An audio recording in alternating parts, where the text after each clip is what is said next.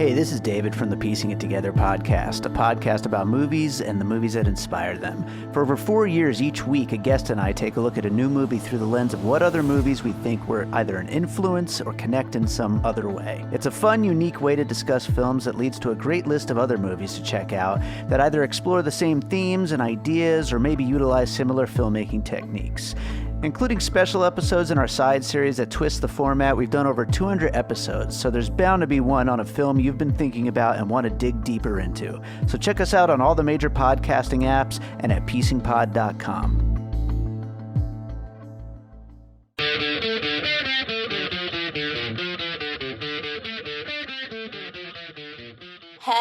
Hello. You're listening to Sisters Assembled, a Marvel Theory podcast. I'm Taylor. And I'm Katie. And we're two sisters who spend way too much time talking and thinking about the Marvel Cinematic Universe. And now we want to share our thoughts with you.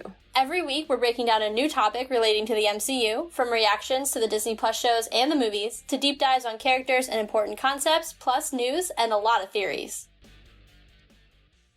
Okay, listeners, we have a kind of throwbacky episode for you all today, in many ways. First, we haven't done a replay episode in a really, really long time. I can't even remember the last replay we did. It was probably January or February, maybe early March. No, because Ant-Man came out and then we stopped doing them, so probably January, because that was when I think we were in kind of a lull. Yeah. With content, not us. Yeah. Marvel was in a lull. So, it's been a minute since we've done a replay, but then, of course, the whole premise of a replay is a throwback. So we're hitting you with double throwbacks tonight. And I'm not gonna lie, before we dive into this, you all saw in the episode title which movie we're replaying today. I have been dreading this replay since we started the series. For one reason and one reason only, because I love this film, but it is so emotionally painful to watch. And if you don't know, we record a few days or about a week or so before the episode comes out usually. And so I started actually watching or rewatching Black Panther, unbeknownst to me and unplanned, on the 3rd anniversary of Chadwick Boseman's death. So there was a lot of tears in the rewatching of this movie, but we're gonna power through. I'll probably cry at least once. I'm gonna try not to, but welcome to the episode on that really, really positive and upbeat note. I really hope you don't cry. I don't know how to react to you when you do. You don't handle my emotions well, ever? You never have? I don't handle anyone's emotions well, but I don't know, especially yours just feels so weird when you show an emotion. I'm like, okay, stop. Thanks. I don't know if I should be flattered because I guess I'm not that emotional, even though I think I'm definitely the more emotional of the two of us. Oh, for sure. Or if I should just be like, why am I the exception to your ability to be empathetic? I mean, I have the ability, but it's not just you. I just think it's more prominent with you that I just am like, I don't know what to do here. And it's fine, but just don't cry, please. I'll give it a good old college try now that you asked nicely. Awesome. Thanks. All right. Without any more preamble, we're going to dive into this episode, break down Black Panther now, especially now that we've seen the second one. We can talk about, how it leads into it, it's such a weird one too, because obviously we know that this franchise is going to go in a very, very different direction. Ryan Coogler, the director himself, has said he wrote words that Chadwick Boseman would never say. And so a lot of it is really challenging to even look at from how it sets up, because it was supposed to set up a completely different movie. There were different plot lines that were going to be explored and different character development and things like that. So this is a bit of a weird one because even though, like I said, it was supposed to set up other things and it definitely set him up for, Infinity War and things like that, in terms of the actual Black Panther franchise, it stands alone because it's so far from what the future of the franchise became because of those sad off-screen circumstances. So this will be an interesting episode. I almost do, but I almost don't necessarily fully agree with that, because I do, from the outside, yes, this was supposed to set up a completely different movie. The director, as you mentioned, has talked about where he wanted Chadwick's character to go, where T'Challa was going to be. I mean, he did confirm his son was going to be a plot line regardless. Yeah. But it was mainly going to focus on T'Challa having lost all that time. Because remember, he was snapped. I know we'll get to Infinity War later in the replays, which will probably warrant like 2 episodes just because it's a big movie. And then Endgame probably needs 3 for every hour of the film. Probably. Oh, yeah, for sure. But I mean, I think with this movie being, it was going to go in one direction, yes, but because this was my first rewatch since Wakanda Forever, there were actually a lot of things that I'm not sure were meant to translate into the second movie because I don't think they were supposed to be points in the second film at all. But I do think there were a lot of moments that did kind of almost ominously lead into the second film. So when you do watch them back to back, and there was a part of me that if I had had the time, I wanted to watch Wakanda Forever. Unfortunately, I finished the movie not long before we were recording, so I wasn't able to just go right into the second movie. But I did realize, I was like, oh my God, wait, it's on Disney Plus, which I knew in the back of my mind. I did know that, but it didn't click.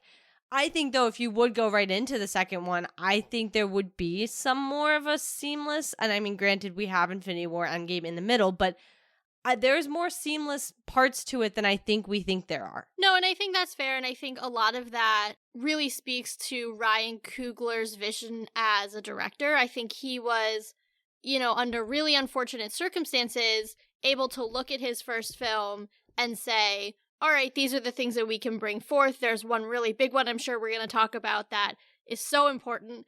And, because of that, I think it really, again, speaks to his ability to craft a really beautiful narrative while also calling back to that original film that wasn't initially meant to set up this kind of movie. So without further ado and without any more generalizations, we're going to hop into it. As we know, this movie takes place right after Civil War. It's, he's coming back. It's been a week, I think they say in the film, since his father's death and the events at the United Nations. So basically, he's coming back from the events of Civil War because you think about all of his time tracking down Zemo and everything that happened there. And, he's returning to be crowned king. And I think one of the first things that struck me was the fact that both his sister and his mother were wearing white, which we now know from the second movie is their kind of mourning color. And so I think upon first watching, I didn't understand it. Even the first few times I watched it, never understood because I didn't need to understand in the sense of like narratively, I didn't need to understand that white was their color of mourning and they both, Ramonda and Shuri, were wearing that because they were mourning the loss of their husband and father, respectively.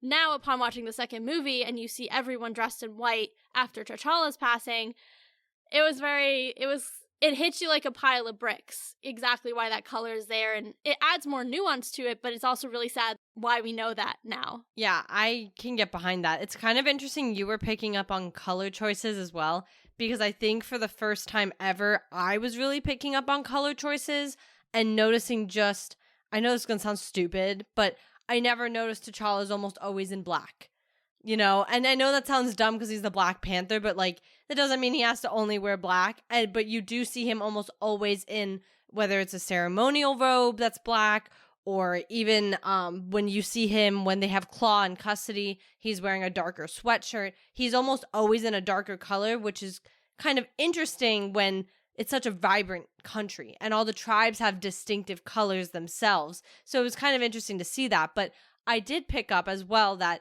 Shuri and the Queen are both in white. And then even as you kind of move throughout the film, Shuri tends to be in more color a lot. And I think that really reflects her. And I think if I'm wrong, everybody can point it out for me because why wouldn't you? But I think in the newer film, in Wakanda Forever, I think she's in darker colors, which I think is an interesting show of kind of who she was when she was just a teenager who was out here, a princess helping her brother, creating all this tech for him who just became king. And now this girl who's becoming queen herself and taking on all of this new responsibility along with mourning her essentially entire family. Yeah. It really, there's a line, and I don't mean to skip around, but you gave the perfect segue. She has a line towards the climax of the film after T'Challa has what they all think been killed by Killmonger, and she says, "First Baba and now my brother," Oh, I know. And it's so tough. I know. Because obviously Coogler had no idea, but it just foreshadows so horribly everything that happens. And it's just so awful. Well, and the other one and I know we've said this one from the get-go of Chadwick's death, but the hauntingness of when T'Challa comes back and he goes, "As you can see, I am not dead." Like, that one just, it haunts you. Yeah. As fans, it's haunting. You just sit there and you're like, oh my God. And even if you separate, and you can separate the whole, the actor themselves unfortunately passed versus they had to kill the character off. I mean, regardless, even just looking at it from the MCU point of view, I mean, it's weird if you watch these movies back to back and the first scene you see is he's dying and you don't even actually physically see him. Yeah. Like, it's just, I don't have another word other than haunting. It's just one of those that you didn't know at the time, you never thought about, and now we just sit here and we have to think about it every time we watch it. Yeah, and it's truly gut-wrenching. It's just an emotional heartbreak. There are so many of those points in this movie where it's just, to your point, I think in the opening, it leans towards something that no one knew was happening. And if you think about it, I was Googling while I was watching because I was curious. Chadwick was diagnosed in 2016. If you look at the timeline in terms of when movies are coming out, obviously Civil War came out in 2016, so he had landed the role prior to his diagnosis.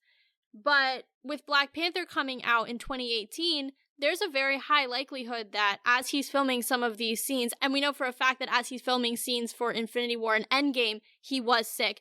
There's a high likelihood that while he was filming Black Panther, because Black Panther came out just a few months before Infinity War, that he was sick then as well. And so just some of these things that, is said on screen, I can't separate what I know is going on, for Chadwick personally. Now in retrospect, it's very difficult to just watch it, with a full lens tilted on the MCU versus understanding or projecting on it the real life events that are happening or about to happen. Right. And I don't want to say that there's an ability to separate. I think for some people who maybe aren't as devoted fans or maybe don't even know, who plays who or anything.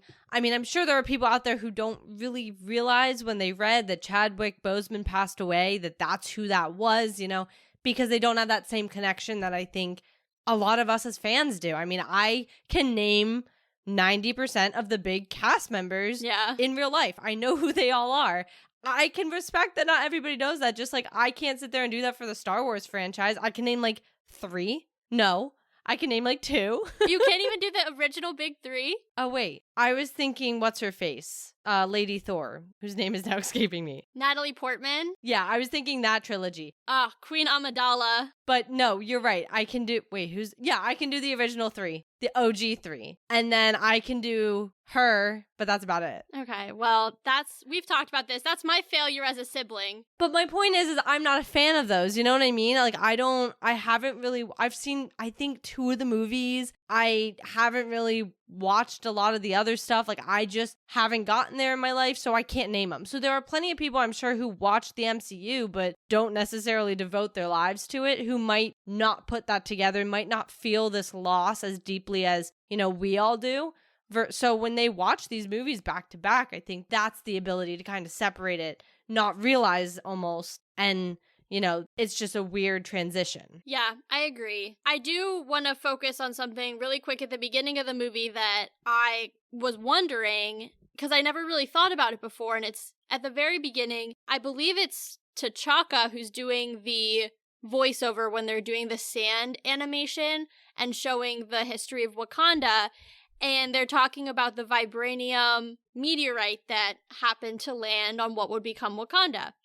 And maybe it's because I'm viewing it now through a lens of space, because that's where we've been. I can't help but wonder, where did it come from? Sorry, I just have to laugh because when I thought you were teeing up that question, my brain was like, maybe that is the one that killed the dinosaurs.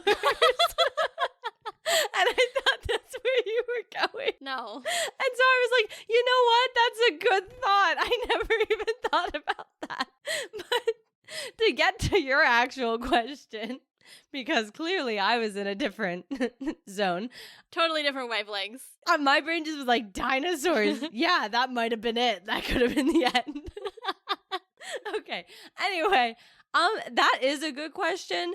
I want to confidently just say I'm sure a celestial was born, broke apart a planet, and it was a flying piece of a planet. Yeah, I would agree. I think it's definitely got to be from somewhere. You know, a species, I don't want to say it has to be, but I would like it to be a species that we're familiar with. But the reason that I bring it up too as well is there more? Like, obviously Wakanda is, you know, really the central hub for vibranium on Earth. We know that somehow Howard Stark got his hand on some, though I think that is also from Wakanda. I think at some point someone says that. I think so too, because I think they referenced that in Age of Ultron. That's what I thought. So really, it's the center of all vibranium on Earth. So I know that they said that they could mine it for hundreds of thousands of years and never run out. But hypothetically then, if that piece of rock is from a larger piece of rock, I want to know if there's more vibranium out there in the universe. And if so, are there other groups of people making technological advances and armor and war, well, you know, using it for war out there with vibranium? I'm sure there are. I'm sure, because as I said, I think, you know, a celestial was born and we just moved on. Like, the planet broke apart, whatever it was, and it went flying all over the place. I'm sure there are comets that are floating through space right now, maybe even in some of those meteor fields, and just floating, and they're just fully vibranium. But I'm also pretty sure that other planets had to have been hit. We don't know how close this planet was to Earth. Obviously, it was a long time ago. And so there could be planets that were a lot closer that could have been struck with a crap ton of it. I do think it's interesting. It's a little weird, though, because we're so limited in what we see of the space realm and the cultures we see in the space realm and everything else. And it's so much through one vantage point of whatever film we're seeing. The Guardians number 3 is a great example, because obviously we only saw Counter-Earth because we needed to see Counter-Earth versus, will we ever need to see another planet that has vibranium? Who knows? I don't know where this could all take us. I mean, if we're going to Secret Wars, I would think no, at least for now, but who knows if in the future. But yeah, I would definitely say I think there's some more out there. This isn't it. It's just what we have on Earth. I'm sure there are societies who, we've seen a lot more advanced societies already that don't have vibranium. So I'm sure there are plenty that do, that are just, you know, eons ahead of us. Yeah, totally. I just, like I said, I never really thought about it before. So I wanted to see what your thoughts were on it, because, you know, I think it's because of Secret Invasion and a lot of the conversations we've been having recently being so focused on space and what's out there, and the plot lines that we're supposed to see later this year, you know, pending all the things we've talked about. And I guess I just, for the first time, was looking at it through that lens, and not just the lens of on Earth, Wakanda, geopolitics, you know, things like that, which this movie is so centered in. But moving on, in our, you know, kind of summary of the film, we see him go through his ritual battle and the challenge to fully take on the mantle of king, and he fights M'Baku. And I think one of the things that is so cool about M'Baku's character is that, especially after seeing the second film, because to your point, this is my first time rewatching Black Panther since seeing Wakanda Forever, understanding the relationship that he has with Shuri later on, stepping in as that pseudo brother, that protector, though she doesn't need a protector, but like her emotional protector in a way, the one who keeps her grounded, and stepping in for that role, obviously, for T'Challa, who's no longer able to fill it. But then you look back to how they first started, and he like calls her out in the middle of the proceedings saying, and you have this one who scoffs at tradition. And the way they're so antagonistic towards each other, even throughout the film, is so interesting to me, because I think it's such an important character development for M'Baku throughout not only this film, as he becomes an ally of T'Challa, and you see him then help in, obviously, Infinity War as well, but then to see what happens in Wakanda Forever with his character and the relationships he builds, and the way he becomes such a trusted member of the royal family without being of royal blood is so cool. So I just wanted to point that out. Well, he is of royal blood, technically, right? Let me rephrase, not of this royal family's blood. Like, he's not related, I don't believe, to T'Challa and Shuri. Right, but he's the Jabari royal family. So that's why he's able to challenge T'Challa, just as each of the tribes had a warrior, I think, that was ready because they're of royal blood as far as their tribes, not necessarily of that family. Yeah, no, I think you're right, because if you go back even to the voiceover that I was mentioning from T'Chaka, he mentions how the tribes kind of all merged into one, and if you kind of take that apart, then I'm taking that to mean that each one would have had its own ruling royal family, who then ceded power to what became the royal family of Wakanda, with the Jabari tribe kind of being a little bit more begrudging about that. And they cede their power, but they live more separately. Like, the other tribes are definitely more integrated into one society, and the Jabari are definitely off, kind of doing their own thing. Yeah, so to try and connect the Jabari tribe then, even to how you were saying M'Baku's story, they go together very seamlessly. As he is royal blood to the Jabari tribe, obviously he challenges T'Challa, which, I mean, everybody seemed a little shocked about, but he comes and he does that. And so you do see this animosity at the very beginning because he is following his customs. And his customs were taught him that, you know, they don't agree with how Wakanda ended up splitting power, or I should say not splitting power, and the traditions that they put forward. They have their own traditions. But it's interesting that almost within saving T'Challa's life, that was like such a big moment for him to change his perspective of, you know what? He can lead. He can be the person we need him to be. And this royal family can be, especially this next generation, has the potential to be more. And I can look past what I've been taught my whole life from my tribe and open my doors and maybe be more welcoming. And I think what really gets him is, at the end of the day, whether or not the Jabari tribe are fully integrated within Wakandan society or not, they're Wakandans. And they can agree upon that. And so I believe, I want to say it's the queen who says it, but she says, you know, there's an outsider sitting on our throne. He might be, and she doesn't say this part, but he might be royal blood, but he wasn't raised here. He doesn't understand our traditions, and he's out here willing to cause immense chaos in the world and open us up to something we've never done before, because that's what he wants. That's his driving point. And I think that's a big point for M'Baku too. This is still his people. Whether or not he and his tribe are fully integrated, these are his people, this is his home, and he is just as defensive about it as any of the rest of them. Yeah, I agree. And I think, too, one of the things that jogged my memory when you were talking about, you know, him and T'Challa and that kind of growing sense of trust between the two of them that you kind of see evolve throughout the film, the one thing that I thought of immediately was when he says to T'Challa, "You're the first king to step foot on Jabari land in centuries." Exactly. And obviously T'Challa did not do that of his own free will. He was on death's door, but, you know, he made it a point of saying, well, you don't really know how I'm going to rule as king. I was king for 3 days before this guy came and killed me.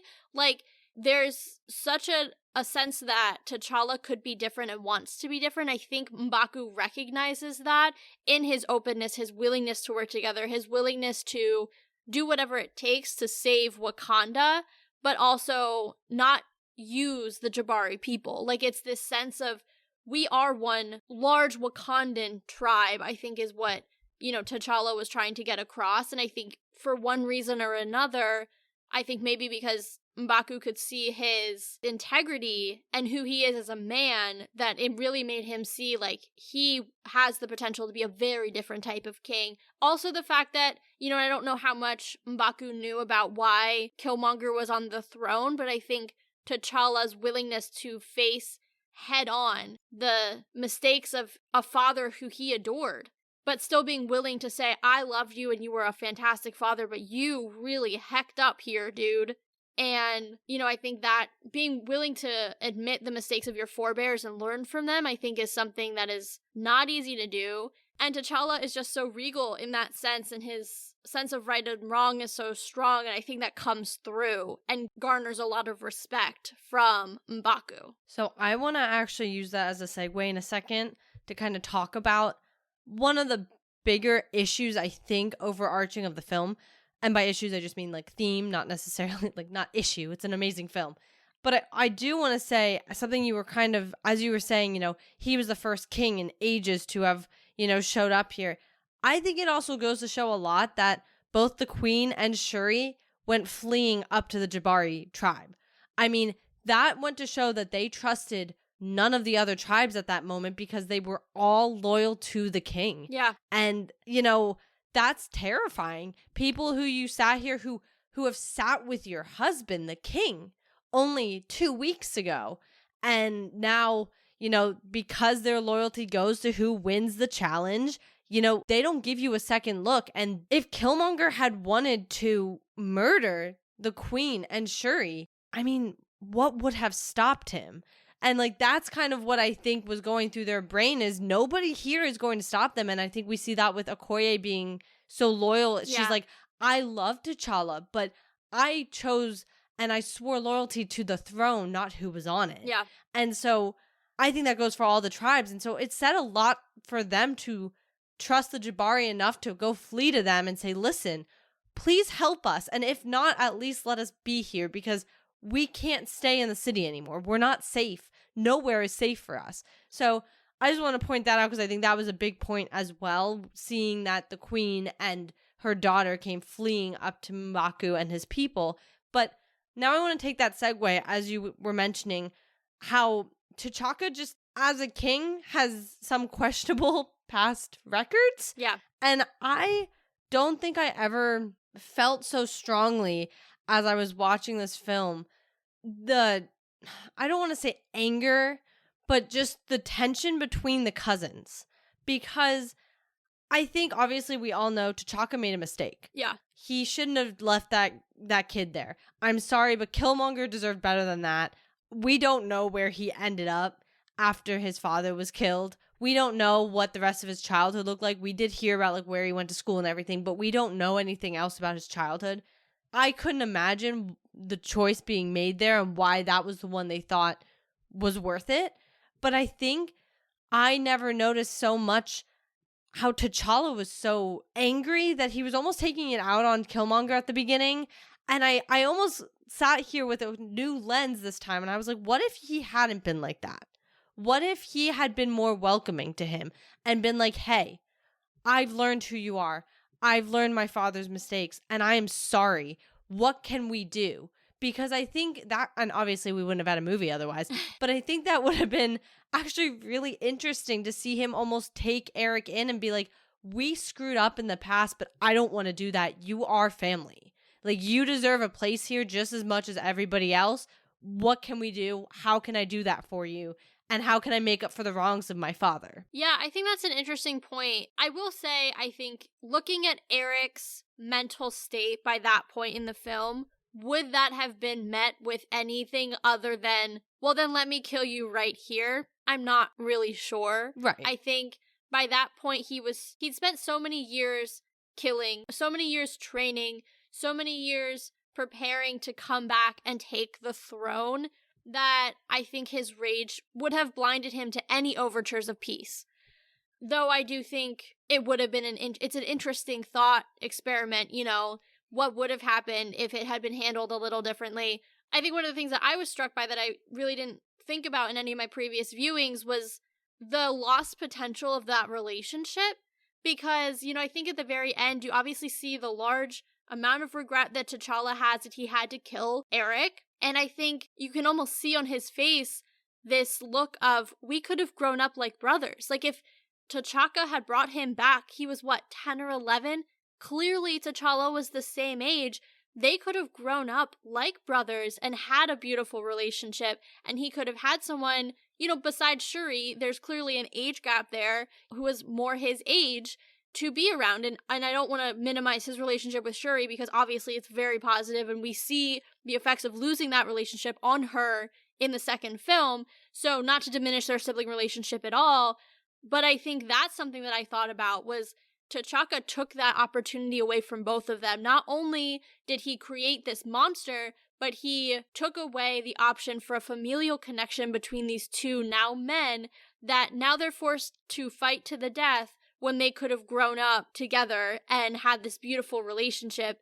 And because he decided to lie and protect I guess, the reputation of the Wakandan royal family because he didn't want to getting out that Eric's dad did that. I guess that's the reasoning behind it. I don't know. I'm still a little unclear on that he chose to leave him there and not bring him back to the only family he really did have. I mean, the one other question I had was, where's Eric's mom? You know, you always hear him talk about his dad. Is his mom still in the picture, or was he sent into the system? Like, we don't know that, to your point earlier. And, you know, let's just say for argument's sake that his mom did pass, T'Chaka took away the only family he did have by blood and that opportunity. And I think that's something that cannot be diminished, and that more than I think probably the throne and the lack of rights to it probably helps drive Eric towards his hatred toward the Wakandans. Actually, you kind of bring up something that I'm not sure if it's going to be a question or a statement. So the only royal family I have to work off of is the one in England, right? Right. I mean, that's the one that gets all the press. We all know them.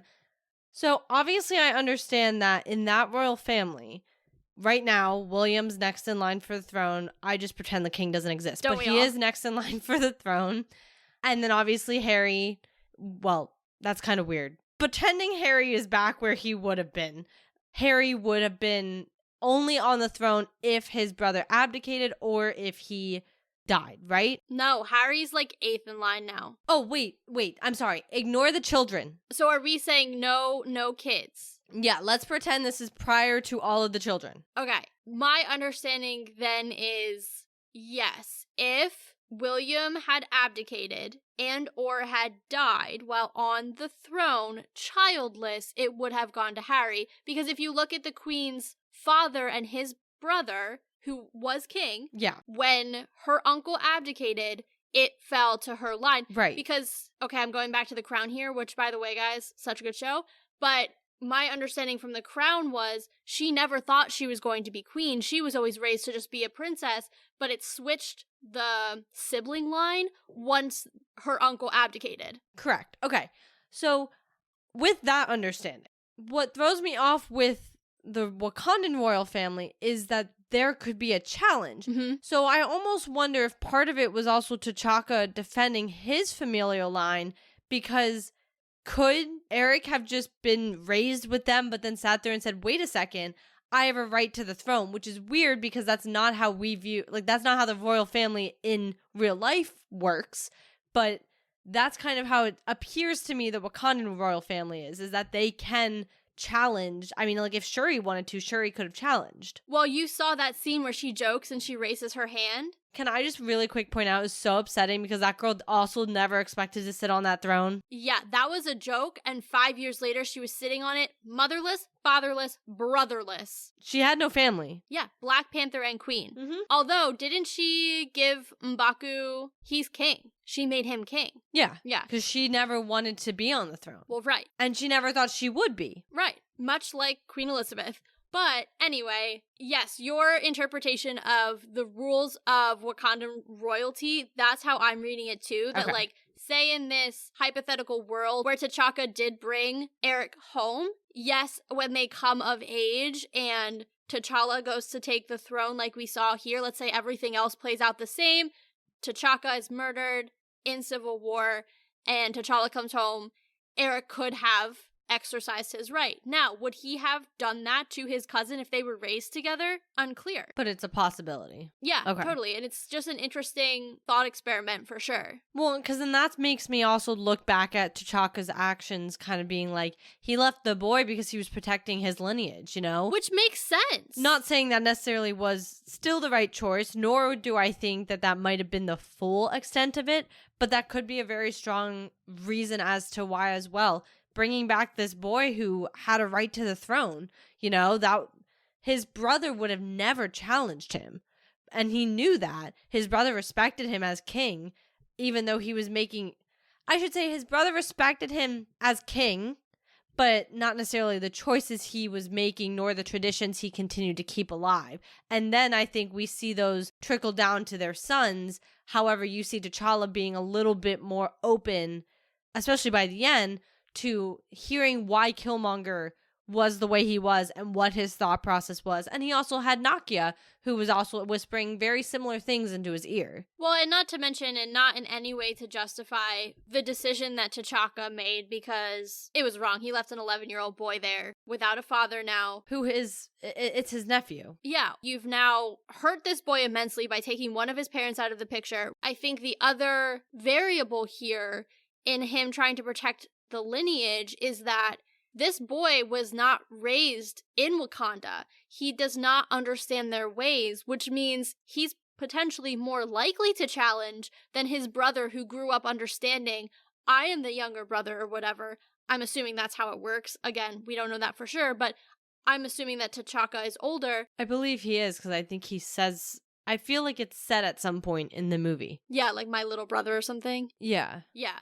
But anyway, so T'Chaka is older. I am assuming then that his younger brother knew, hey, growing up, my brother's gonna be king. I'm just gonna do whatever I want. You know, obviously don't have that same level of responsibility. And because he respected his brother and didn't want to fight his brother, I'm not gonna challenge. Now you have this kid who was not raised in that way, was not raised with T'Challa up until that point. You know, maybe he might feel like he wants to challenge. And then you throw in the mix that T'Challa's father murdered his father. So now he's angrier. So this man who, let's say in this thought experiment, is raising him is also his own father's murderer. That's a whole nother layer. Well, it's possible he wouldn't have known that, though, the same way T'Challa never knew that. And that's totally fine, but stuff like that gets out. I mean, and he also does say, I found my daddy with panther claws. So, you know, he kind of knew. Sorry, this is the true crime part of me going off right now. If they really wanted to get away with murder here, Oh my god. I mean, they could have taken the boy without literally, I know this sounds like child abduction, but truly, they could have taken him and just been like, you know, unfortunately your father's been killed, but he has the little tattoo on his mouth. They can tell him that they're taking him to Wakanda. They all have the tattoos to prove it. He knew Zuri as Uncle James, so he would have been trusting of him as an individual.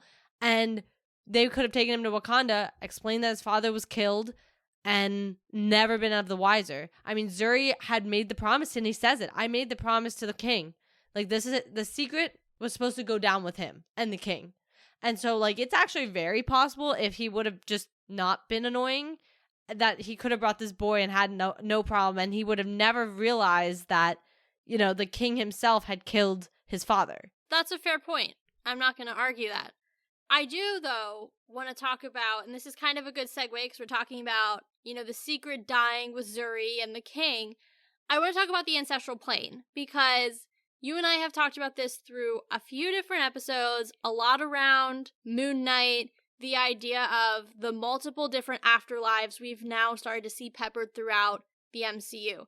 Obviously, Wakanda and Black Panther did it first. That was the first time we had truly ever seen the afterlife. They call it the ancestral plane. They're all, you know, they start off as panthers and then they move into their human form.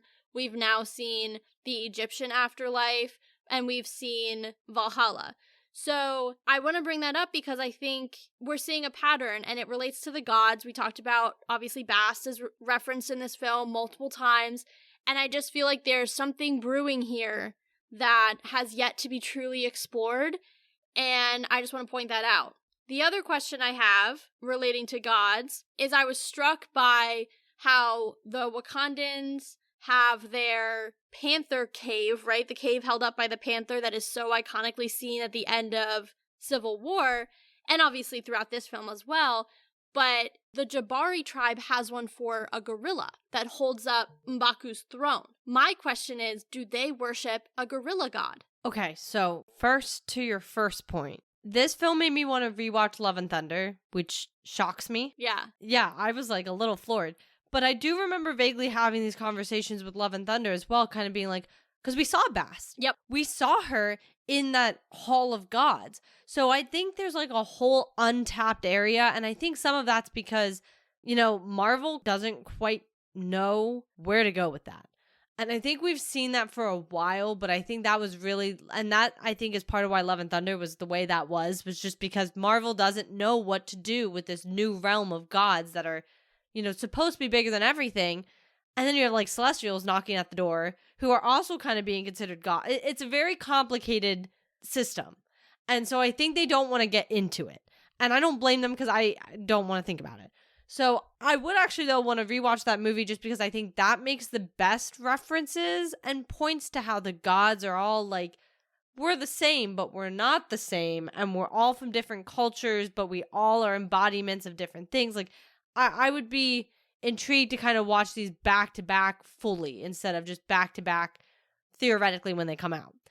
To your point or your question then regarding the Jabari tribe and their gorilla, my understanding is that all the tribes had a different god. I actually think M'Baku might have mentioned their god. And not, instead of saying, because if you notice, instead of saying like, oh God, they say, oh Bass. Yeah. You know, like they all say it. And it always makes me think of like Percy Jackson when they're like, oh, the gods. You know what I mean? Yeah. But I was under the impression, because I feel like he might say, instead of saying, oh Bass, like I feel like he says a different god's name. I was under the impression they all worship some, like another god. I kind of looked at the border tribe, and because the way that they take care of their rhinos, I was like, maybe there's a god that embodies a rhinoceros for them, and that's like their thing. And so that was my thought. That's not a confirmed thing, but yeah, that's just where I was going with it. I like that. I also think, if that turns out to pan out, that helps build out that realm of gods. We saw that room full of them, and we only knew the names of 2 or 3, maybe.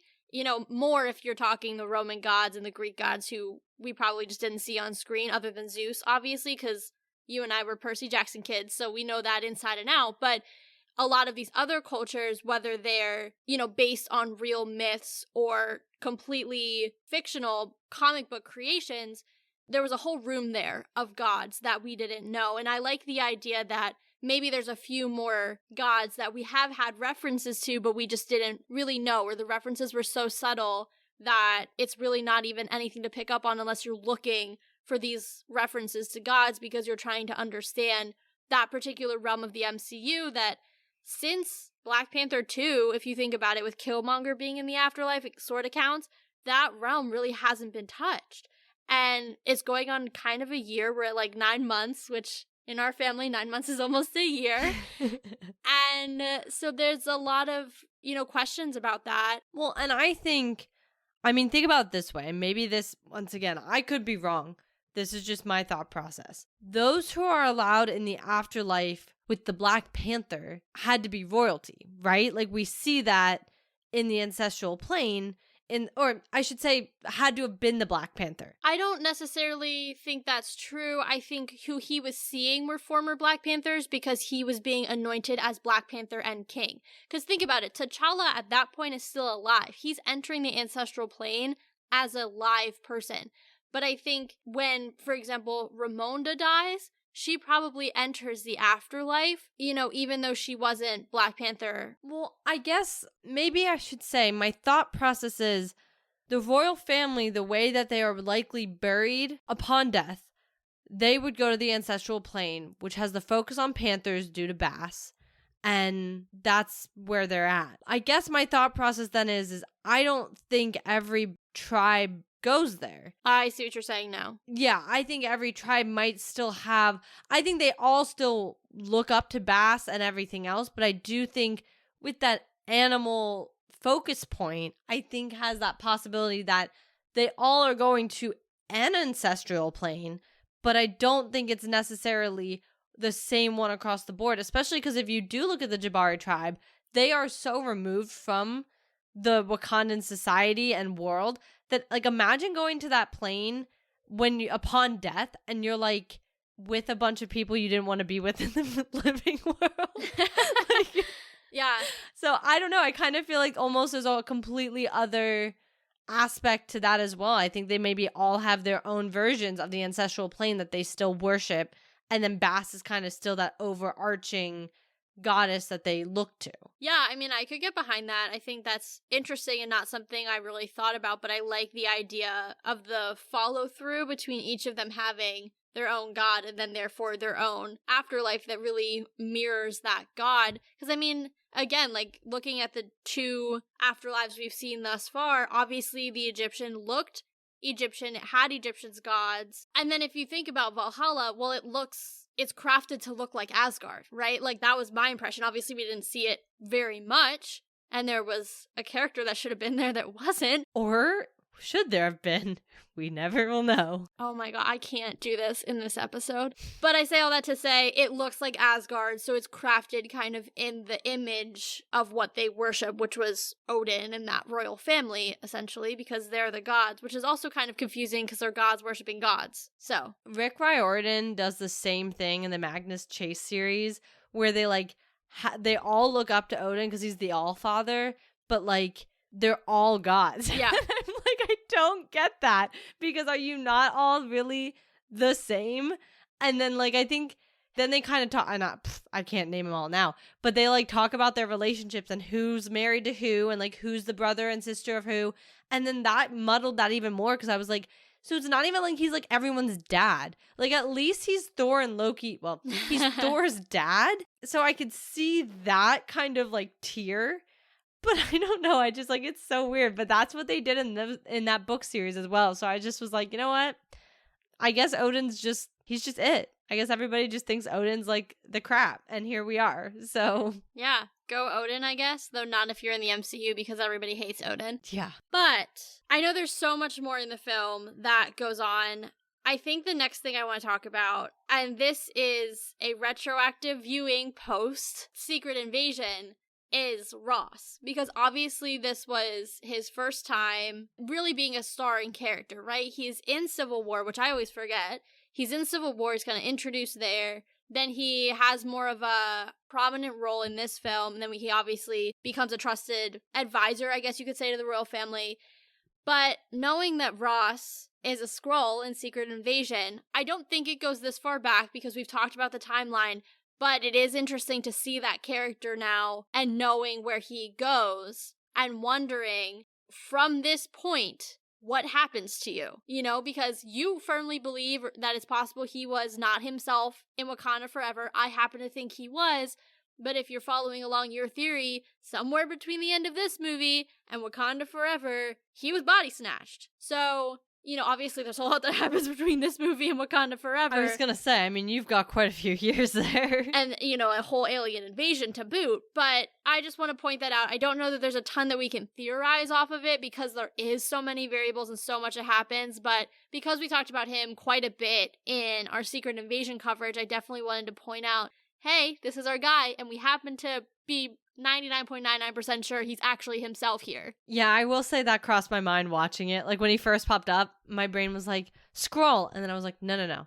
We know there's no way. And also, if we go off of our reasoning from some other things we talked about with Secret Invasion, like, there's no reason that the Skrulls would have been body snatching, especially like that kind of person, that level of person at that point.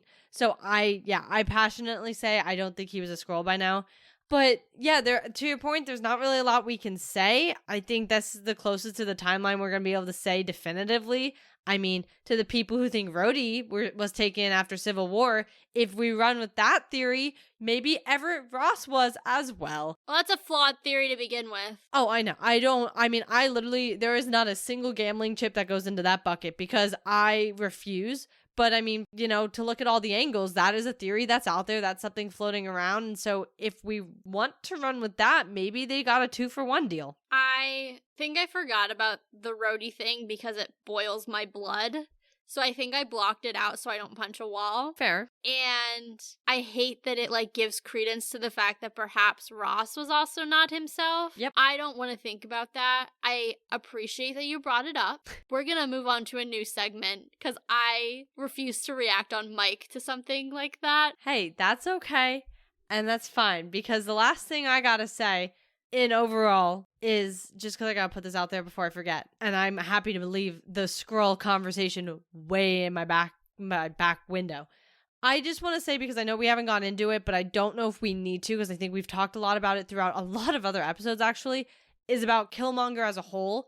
I just need to put on the record, obviously, he is one of our favorite villains. Oh, 100%. We absolutely love him. Michael B. Jordan had one of the best performances, ever, in my opinion, as an MCU villain. I'm not going to lie. I think he has one of the best if not the best. I agree. I think the only person, and I think we've said this before, that can even come close to his performance as a villain, we're going to leave the heroes in a separate category because obviously RDJ is unmatched.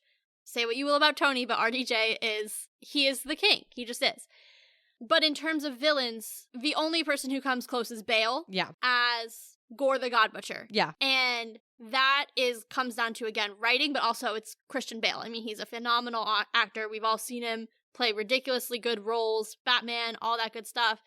But again, you empathize. And I think that's the key, not to take away from Michael B. Jordan's performance, because it's absolutely stellar and beat for beat perfection. But he is also aided by a phenomenally written character. And I think Coogler just absolutely nailed Eric Killmonger in this film, and then managed to cast the perfect actor to bring him to life, and it's just an utterly flawless performance. Yeah, and that's why I just want to bring it up, because there's not, in my opinion, a lot that we need to go into depth with it, but I don't want to just completely gloss over him as a villain, because he is such a good villain, and as we just established, arguably the best that has been ever put in the MCU as far as just everything. I mean, if we were to rank them by certain categories, I mean, he would pretty much take the cake in all of them. Yeah, I so agree. I just want to put it out there so it doesn't feel like it's glossed over. We love Killmonger. I mean, and I still, the entire time I was thinking about him showing up in Wakanda Forever and how I was like, literally so iconic. So good. Oh, so good. And I mean, just the way he comes in, I mean, and also I love Michael B. Jordan, so that doesn't hurt that I literally love him. So, I mean, yeah, I just wanted to make sure that got put out there. That's really the last thing I have to say as a whole, other than the fact that, you know, we move into Infinity War. Obviously, there are some films in between, but as far as this character, we move into Infinity War. And so something else that was interesting to put into perspective was, and I watched this prior to Infinity War, like we all did. We did the however many movies we all had to watch you did one a week leading up. But I mean, seeing Infinity War and having the perspective of that and Endgame, I mean, there were some things I think also in this film that you really look at and you're like, wow. Because I mean, even just him saying to Okoye, like, this is no place to die, and then to be dusted. I mean, unfortunately, the Black Panther seems to have, whether on purpose or due to unfortunate circumstance, a very large theme of death. Yeah. That runs through the entire franchise, including the appearances those characters make in Infinity War and Endgame. I agree. And I think that goes perfectly with one of my final points. I have a couple. 2 are larger, and then 2 are just really quick things that I just absolutely think this movie is insane for, and insane in like a really good way. But one of the things that I was really, really struck by in this watching, I think because truly the last time I believe I watched this film was probably when they did that special when Chadwick died 3 years ago. Yeah. I have avoided it like the plague because I can't get through it without sobbing at least twice.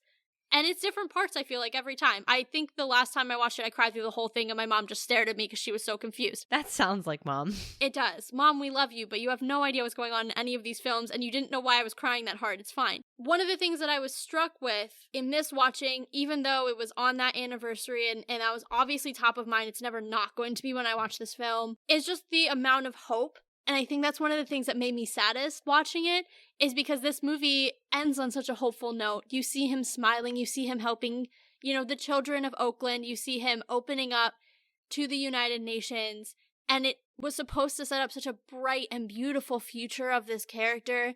Obviously, he was supposed to be one of the big 3 moving forward. And then you can't even take away what it did off screen too, and the absolute groundswell and the cultural movement that it created. And the one word that I keep coming back to is hope. Oh, listeners, here we go. I managed to breathe through the last one, so I'm going to try to breathe through this one. There was one earlier in the episode, but I think I'm going to try really hard. It's that hope that I think made me saddest because it never got to be realized in the way that it was supposed to be or intended to be. And not to take away from Wakanda Forever or Letitia Wright's performance, because she was lights out stellar in that film, and it was so emotionally heavy, but it's so dark and heavy and full of death. And this movie, though people die and it starts with death, it ends on such a hopeful, bright note. And I am just so sad that it was not realized. It was not able to be realized and brought into the next film because you had to immediately start with the scene that I will forever be traumatized by. So that is just something that I was really thinking about a lot, especially towards the end of the film. Yeah, and actually I think that kind of makes me think, I mean, so I will, okay, let me just start with saying, I do miss, and I think we're getting closer to this point in Phase 5, but I think it's been a while. I do miss the connections. Yeah. I mean, we come right out of Civil War, right into Black Panther. Those are back-to-back movies, and it's not long from my perspective, because obviously we have movies in between, so maybe that's why I don't feel like it's long. But then when we jump back into Wakanda, we are going to war already, against Thanos, to your earlier point. So I think, like, there's a part of me that's sad because I miss that connection. How we sat there, even with Bucky as the end credit, how they sat there and, immediately they made, you're like, well, that's why Bucky was in Wakanda. Like, we all get, and then we even see it in the Falcon and Winter Soldier. Like, we see his process of what he was going through. So I think it's, I miss those kinds of things. I feel like we haven't had a lot of those recently. But then, as you were saying, it is sad because this one came so late. And actually, I think we're going to have a very similar thought process with the first Doctor Strange. Yeah. That when they come so late as establishing movies, because think about Iron Man, think about Cap, think about Thor, all of the first films, those all happened within the first 3 years of the MCU being formed. Those were all pivotal films that, established these characters for us, versus having these established characters come in, or I should say these establishing movies come in right before things like these big battles.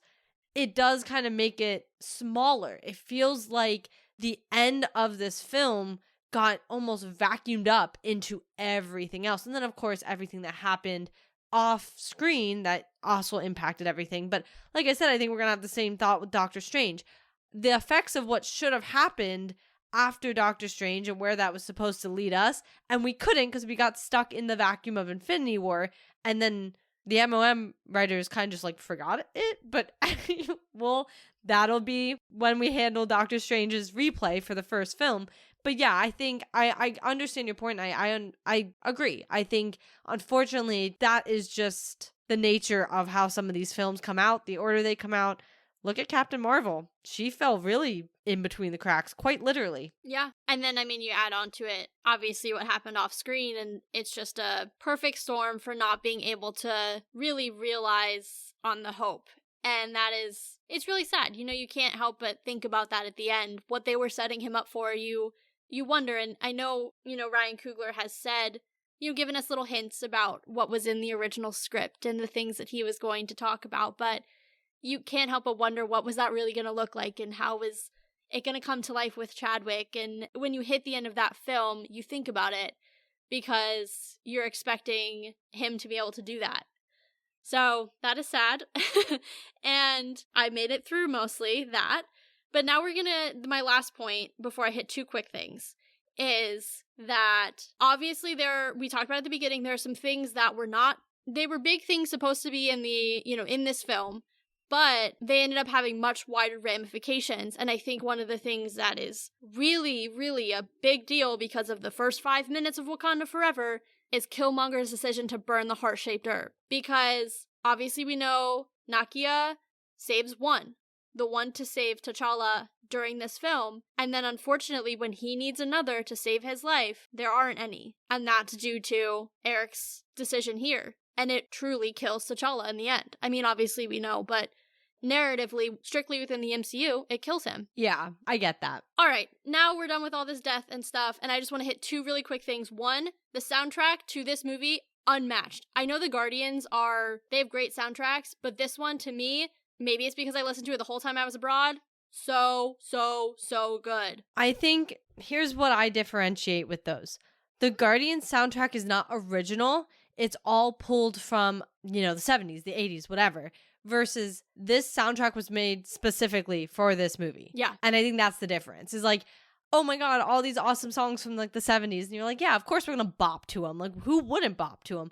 But like, this was made by Kendrick Lamar for this movie, and you can tell. Yeah. So I think that's the big thing. And it's perfectly used throughout the film. I know we talked about this in Wakanda Forever too, but Coogler's use of music throughout the film is just he and Gunn are in a league of their own. Everybody else, yeah, sure, there's some good, obviously with TD using Immigrant Song, like that's iconic, but that's like one example, right? Like it's not a whole film. All three of Gunn's trilogy, or all three of the movies in Gunn's trilogy, both of the Black Panther films, insane in their uses of music. Those two, top notch in the MCU for their use of music. And my last thing is, I cannot go through this replay without shouting out my favorite scene my favorite shot, not my favorite scene. My favorite camera shot in any MCU film is the scene where Killmonger is walking onto the throne and Coogler shows you how upside down Wakanda has become by spinning the camera. Oh my god. I mean, cinematically, that shot is perfect. It's just magical, and I could not get through this episode without saying it. Okay, I have to agree with that. So that is a pretty awesome scene, and the way it's filmed, it's just, I mean, wow. Just wow. I waited for it.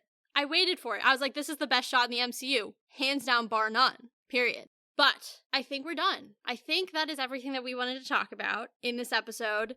Black Panther is forever a very interesting film because of all of the things that have happened off screen, but that has not taken away from how fantastic this film really is. It still holds up all these years later, 5 years after its release. One of the best MCU films. Nostalgically, I love it, even though it pains me to watch it.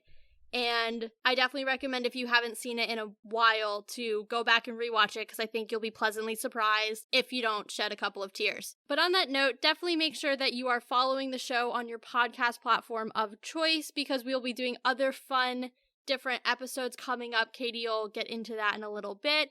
But the best way to keep up with us is to subscribe or follow on your podcatcher of choice. You can also make sure you're checking out the website. We have a calendar on there. The blog is on there. So there's all kinds of good stuff. And it's definitely a really good hub for lots of resources. And last but not least, you can also check out our homepage of the website, which has affiliate links to help support the show. Keep up with us on Twitter at SisAssembledPod and Instagram and Threads at Sisters Assembled, so you guys know when everything new is coming out. When we're just on our own little adventures, whatever you want, we're already doing it. So just go give us a follow on whichever platform you prefer. And as I sort of alluded to earlier, our next episode is going to be our Doctor Strange replay, where we will be watching the first Doctor Strange movie again and doing the same thing we just did here, breaking it down, kind of talking about it in this new lens and perspective. And that's going to be fun too, because we already have a second movie to also reference as we look at that one, versus some of them didn't, or some of them had like 4 others. So it'll be fun to look at, and we're excited to do that one. So make sure you guys are ready for that next week. And as always, keep up with us, because Marvel just blew your mind. So let's talk about it.